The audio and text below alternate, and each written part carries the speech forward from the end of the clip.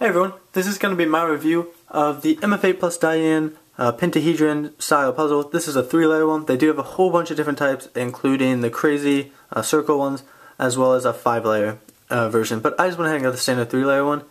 If you guys are interested in seeing my unboxing, it's called the HK Announcer Unboxing. I'll post a link down below, but I unboxed this puzzle as well as a few others. So go ahead and check that out. Okay, so onto the review. The color scheme I thought was very interesting on these triangular faces. They have a purple here, opposite of yellow, and here they got white, sky blue, and orange. You know, I kind of like this color scheme. It's a little bit different than what I'm used to, and it's kind of nice. It does have the pillowed shape on these faces. These ones are flat, but these sides are pillowed, and it kind of makes the puzzle feel a lot bigger. Here it is next to a standard 3x... No, I'm just kidding, this is a 42mm Zanchi, but here it is next to a standard 3x3. It is still taller, and the pillowed shape just makes it feel a lot bigger.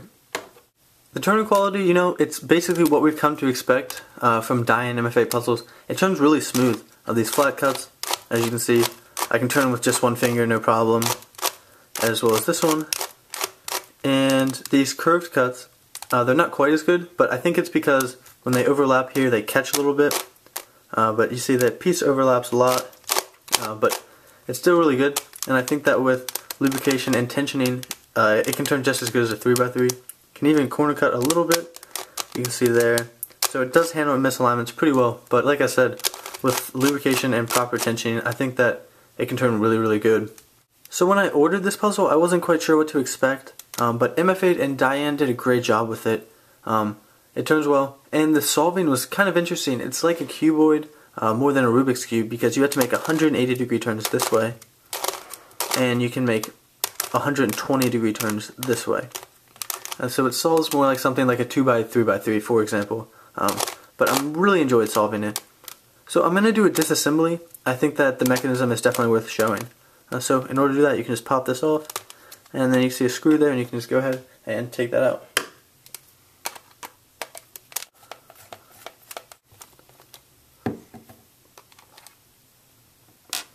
And now this centerpiece can just be pulled right out. This is what the centerpiece looks like. Kind of interesting. And the rest of the pieces will just fall there.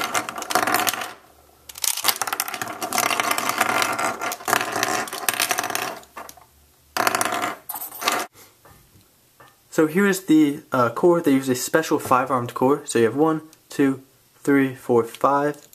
So that's different than a normal 6-armed core of a Rubik's Cube.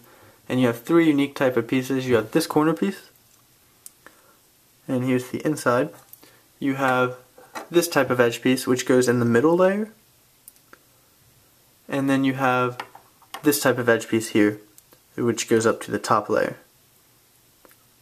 So it's definitely a unique but simple mechanism, and I think that's why it turns so well, is because the mechanism is pretty simple.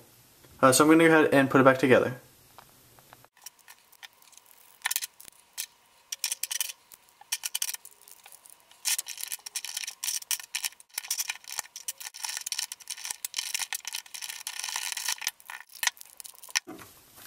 So here it's back together.